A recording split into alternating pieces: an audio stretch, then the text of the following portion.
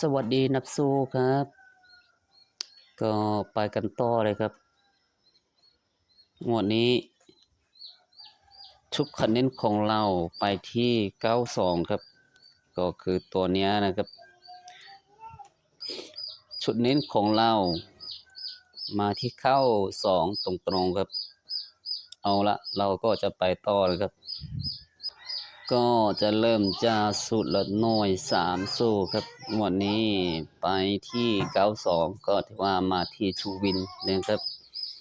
แต่ในที่นี้เราเน้นเคละหน่วยถ้า FC ชอบสูตรนี้เป็นชูวินก็น่าจะได้ครับงวดนี้ก็เป็นงวดที่6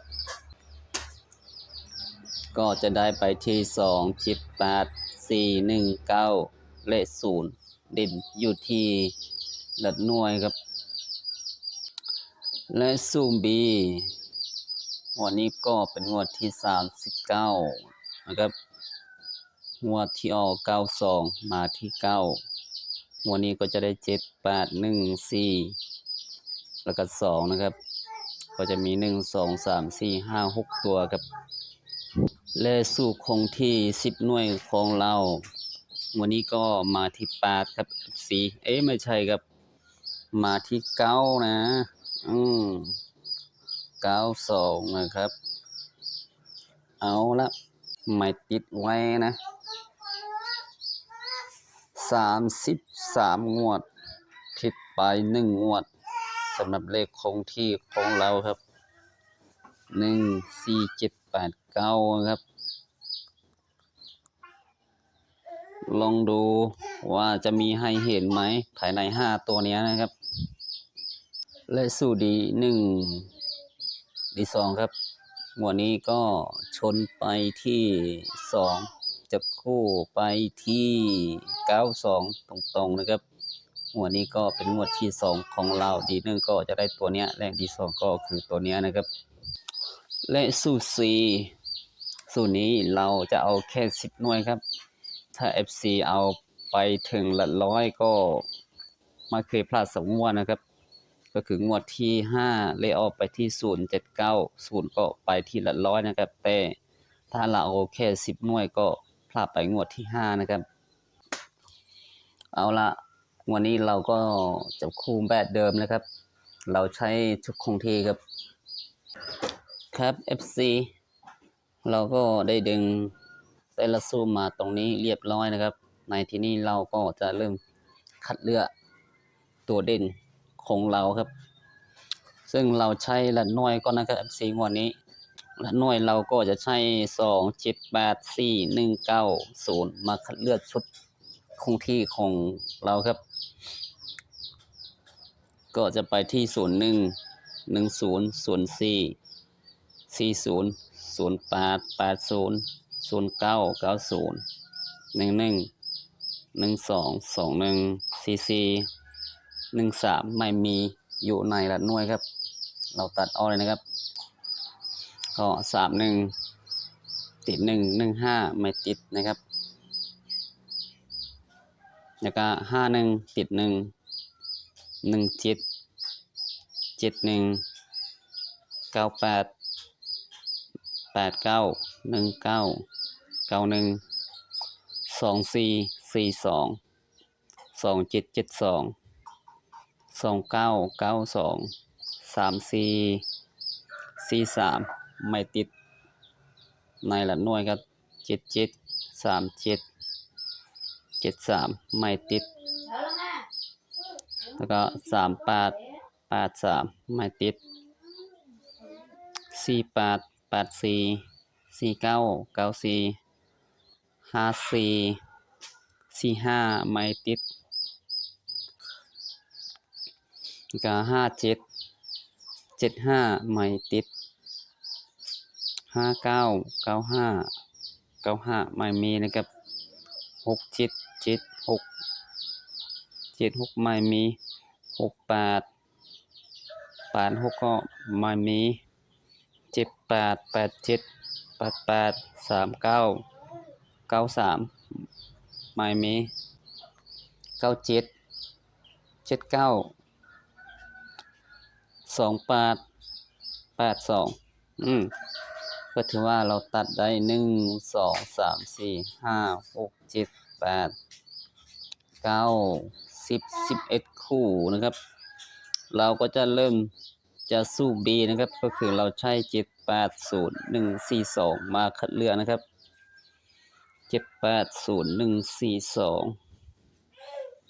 7 8 0 1 4 2แถวนี้ก็ตัดไม่ได้ครับเนื่องจากมันติด0อยู่นะครับ1 7 8 0 1 4 2 7 8 0 1 4 2ใช่ไหม7 8 0 1 4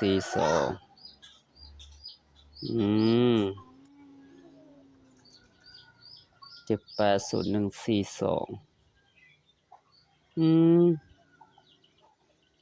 239ไม่ได้นะครับมันไม่ติดตัวนี้นะครับ7 8 0 1 4 2ถือว่าเราตัดได้แค่คู่เดียวครับ FC เราก็จะใช้ตัวเนี้ยก็คือสูตร4ครับ0 1 2 3 4 0 1 2 3 4 0 1 2 3 4นะครับ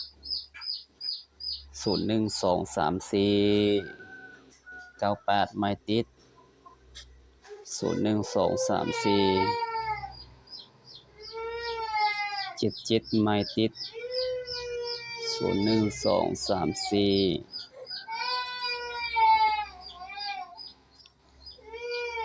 57ไม่ติด59ไม่0 1 2 3 4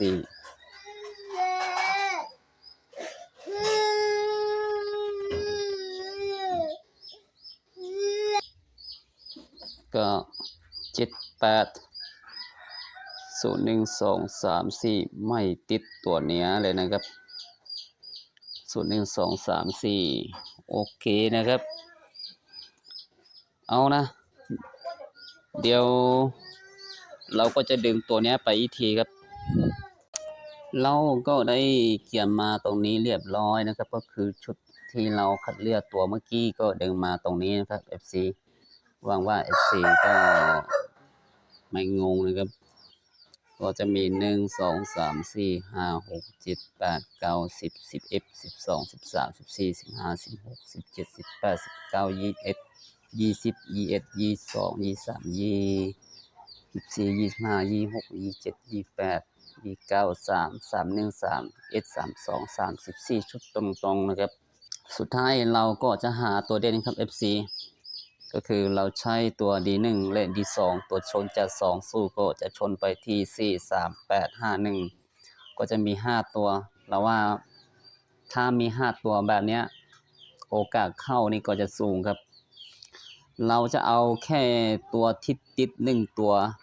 สำหรับตัวชน D1 D2 ถ้ามันติด2ตัวเราไม่เอานะครับก็จะไปที่01ติด1ตัวนะครับก็คือเลข1นะครับ0110ก็เหมือนกันนะครับ04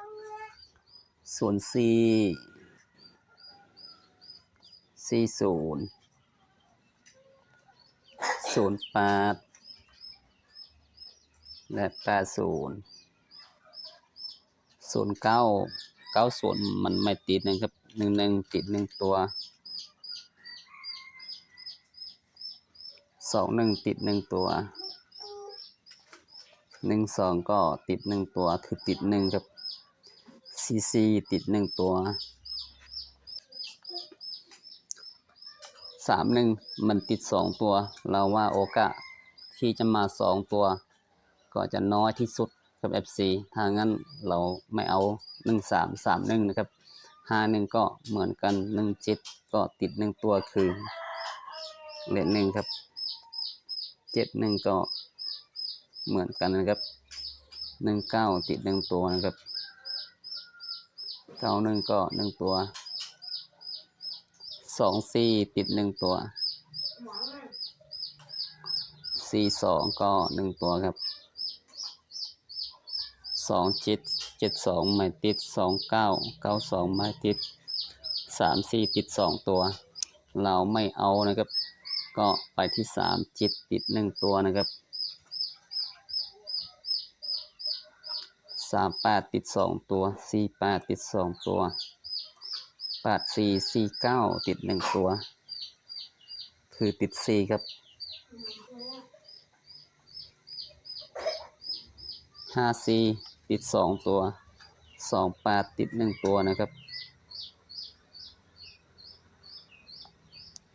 หรือ82โอเคครับ FC เราก็จะเอาแค่นี้ก็พอนะครับ